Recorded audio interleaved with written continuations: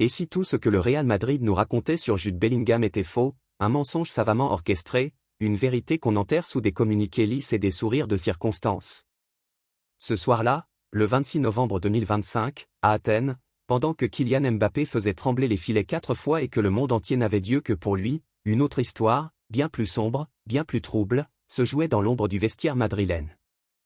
Une histoire de doute, de colère contenue, de mots qu'on n'ose pas prononcer à voix haute. Pourquoi Jude Bellingham, ce gamin de 21 ans censé être le cœur battant du milieu du Real, a-t-il joué 15 petites minutes dans un match déjà plié? Pourquoi est-il entré quand le score était de 1-3 et sorti quand il était de 2-4? Et surtout, pourquoi certains des journalistes les plus respectés d'Espagne parlent-ils aujourd'hui d'un « canular », d'une mascarade montée de toutes pièces par le club lui-même?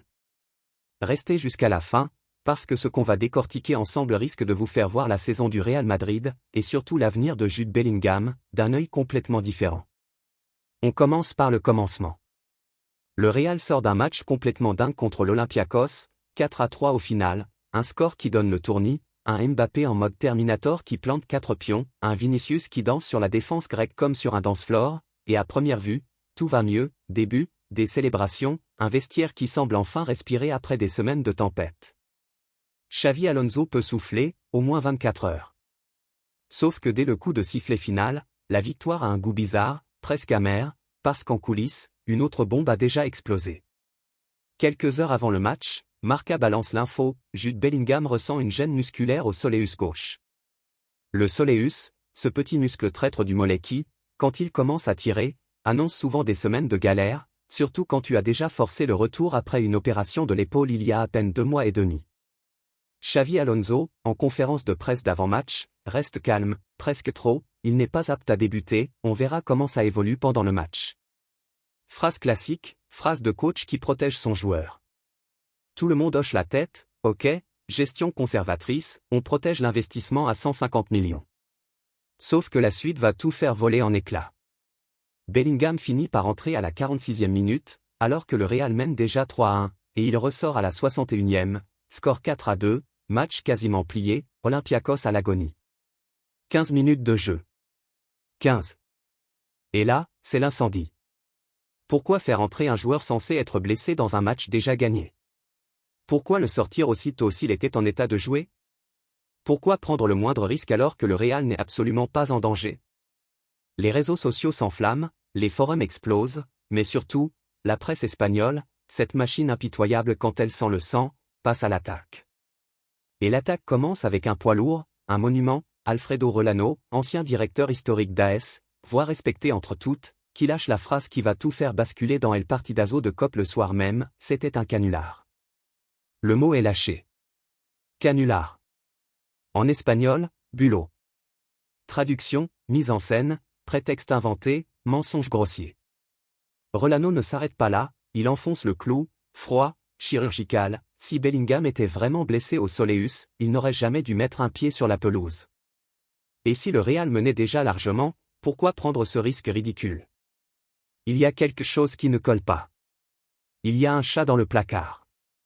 L'expression est terrible, parce qu'en Espagne, dire qu'il y a un gâteau encerrado signifie qu'on cache une vérité gênante, une vérité qu'on ne veut surtout pas voir sortir au grand jour.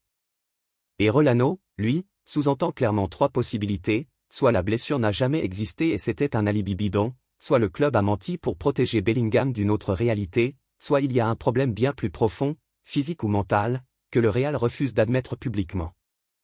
Le lendemain, la machine médiatique est lancée à plein régime.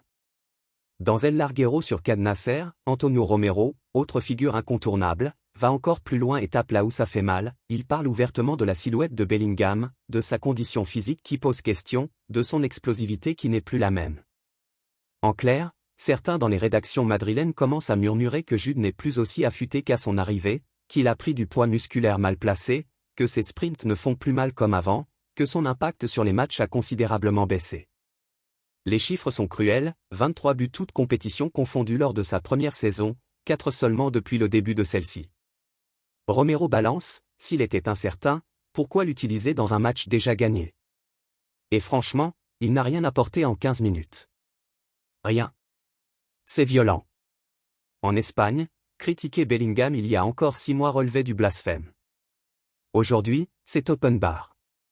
Et puis arrive la théorie la plus explosive, celle qui commence à faire trembler les murs du Bernabéu, et si tout ça n'était qu'une question de concurrence interne. Parce qu'au même poste, au même rôle de meneur hybride entre le 8 et le 10, il y a un gamin qui s'appelle Arda Güler. 20 ans, turc, technique de malade, et surtout, en ce moment, il est bon. Très bon. 3 buts et 2 passes décisives sur ses 4 dernières apparitions, des entrées qui changent les matchs, une aisance balle au pied qui rappelle un certain Özil à ses plus belles heures. À l'entraînement, les échos qui filtrent sont clairs, Güler impressionne, Güler prend de la place, Güler pose des questions dérangeantes. Et quand tu as un phénomène de 21 ans qui coûte 150 millions et que tu commences à douter de son rendement, la solution la plus simple, c'est parfois de le mettre un peu sous pression. Quitte à inventer une gêne musculaire pour justifier un banc, quitte à le faire jouer 15 minutes pour montrer qu'il est apte, quitte à risquer une vraie blessure juste pour calmer le jeu médiatique et envoyer un message au vestiaire. Xavi Alonso, lui, se retrouve au milieu de tout ça, pris dans un étau infernal. D'un côté, il doit sauver une saison qui part en vrille, 3 défaites en Liga, un vestiaire qui gronde, des résultats qui ne suivent plus. De l'autre, il doit gérer des égos monstrueux et une concurrence interne qui devient explosive. Sa gestion de Bellingham est pointée du doigt partout, incohérente, opaque, improvisée. Mettre un joueur censé être blessé dans un match plié, le sortir 15 minutes plus tard, balancer des discours flous en conférence. Au Real Madrid, ce genre de flou artistique ne passe pas. Ça devient un ouragan. Alors on arrive à la grande question, qu'est-ce qui se passe vraiment? 3 scénarios se dessinent, et aucun n'est rassurant. Premier scénario, Bellingham est réellement blessé, mais le club minimise la gravité pour ne pas affoler la planète foot et surtout pour ne pas donner d'armes à la presse. Dans ce cas, le risque de rechute est énorme, et on pourrait le perdre un mois, voire plus. Deuxième scénario, il n'est pas blessé, il est juste hors de forme, moins explosif, moins tranchant, et le club a inventé cette gêne au soleus comme alibi commode pour justifier une mise sur le banc sans froisser l'ego du joueur et sans ouvrir la boîte de Pandore des critiques sur sa condition physique. Troisième scénario, le plus dangereux, le Real est en train de préparer en douceur une transition où Arda Güler va prendre de plus en plus de responsabilités, et toutes ces histoires de mollets ne sont qu'un écran de fumée pour faire passer la pilule auprès des supporters et de la presse. Quoi qu'il en soit, une chose est sûre, Jude Bellingham traverse aujourd'hui la phase la plus compliquée, la plus sombre de son aventure madrilène. À 21 ans, porter sur ses épaules le milieu de terrain du plus grand club du monde, avec la pression qui va avec, les attentes démesurées, les comparaisons permanentes, c'est un poids colossal. Et pour la première fois depuis son arrivée, il vacille. Les critiques pleuvent, les doutes s'installent, les rumeurs s'emballent. Ce qui s'est passé à Athènes n'est qu'un épisode, mais il pourrait bien être le début d'un feuilleton qui va nous tenir en haleine pendant des mois. Ici, sur Actu Real, on sera là à chaque tournant, à chaque conférence de presse, à chaque rumeur, à chaque coup de pression dans les médias espagnols. Parce que quand le Real Madrid tremble, le monde du foot tremble avec lui. À la Madrid, mais la vérité, toujours.